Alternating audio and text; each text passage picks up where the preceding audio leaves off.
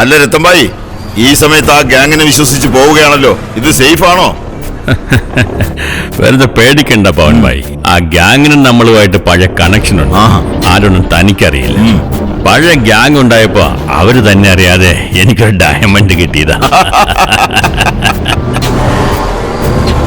സിറ്റിയിലെ gold ഷോപ്പിലെ jewellery ഉണ്ടോ ഇല്ലയോ, പക്ഷെ ഇവരുടെ കയ്യിൽ എപ്പോഴും ഉണ്ടാവും. അത് വെച്ച് 3 പ്രോപ്പർട്ടി വാങ്ങി. എന്താ ചെയ്യാ, അവര് നമ്മുടെ ബിസിനസിനുണ്ടല്ലോ വലിയൊരു ആദായമായിരുന്നു.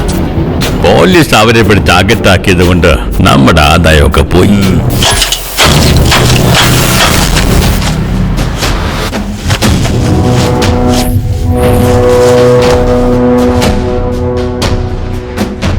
ഒരു ഗ്യാങ് അകത്ത് പോയാൽ എന്താ കുഴപ്പം?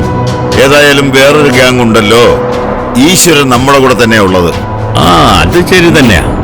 ഈ ഗ്യാങ് അകത്ത് പോകുന്നതിന് മുമ്പ് കുറച്ചുകൂടി പ്രോപ്പർട്ടി വാങ്ങണം.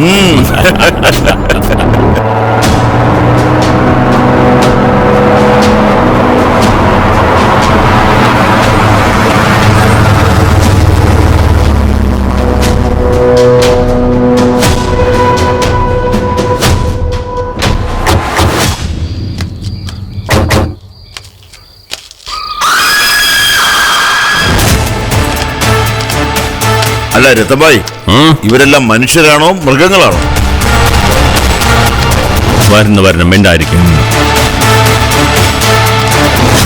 എന്താ ചേട്ടേ, സുഖമാണോ? അതൊക്കെ അവിടെ നിൽക്കട്ടെ, ആദ്യം സാധനം എടുക്ക.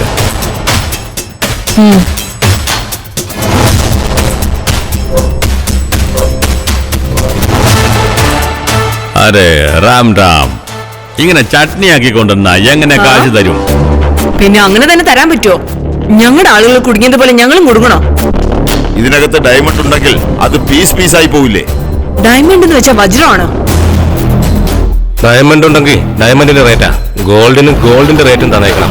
പറ്റിക്കാമെന്ന് വിചാരിക്കരുത് കേട്ടല്ലോ. അയ്യോ റാം റാം, യവൻ പറഞ്ഞ നിങ്ങൾക്ക് മനസ്സിലായിട്ടില്ല.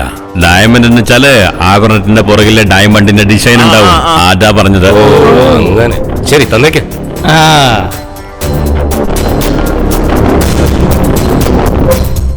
ഇതാ കാച്ച്.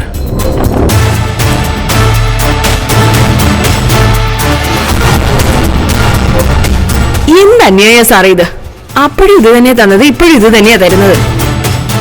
അല്ല സേട്ടുജി, ഇത്രയും കാലമായിട്ട് എന്താ സ്വർണത്തിന് വില കൂടിയിട്ടില്ലേ? സാറേ, മോഷ്ടിക്കുന്ന എത്ര പ്രയാസമുള്ള കാര്യമാണെന്ന് അറിയോ? പിടിക്കപ്പെട്ടാലേ ആരും കാണാത്ത സ്ഥലത്ത് ലാത്തി ഉണ്ടല്ലോ, ലാത്തി ഇങ്ങോട്ട് കയറ്റും. മോഷണ സാധനെ വിൽക്കുന്നതെറ്റ പ്രയാസാണെന്നറിയോ? പിടിക്കപ്പെട്ടാലേ ലാത്തിയുടെ ഒപ്പം മോളകം കൂടി വെച്ചങ്ങ് കയറ്റും. ഞങ്ങൾ ഒരുപാട് കഷ്ടപ്പെടുന്നുണ്ട് സാറേ, കുറച്ചെങ്കിലും കൂട്ടിത്തരണം ഞങ്ങൾക്ക്. ഇത്രയൊക്കെ തരാൻ പറ്റുള്ളൂ, വേറെ ഒരു മാർഗമില്ല. നിങ്ങളുടെ കഷ്ടപ്പാട് നോക്കിയാൽ ഞങ്ങൾക്ക് വെറും കൈയോടെ പോകേണ്ടി വരും. അപ്പൊ നിൽക്കണ്ട, നമുക്ക് പോകാം.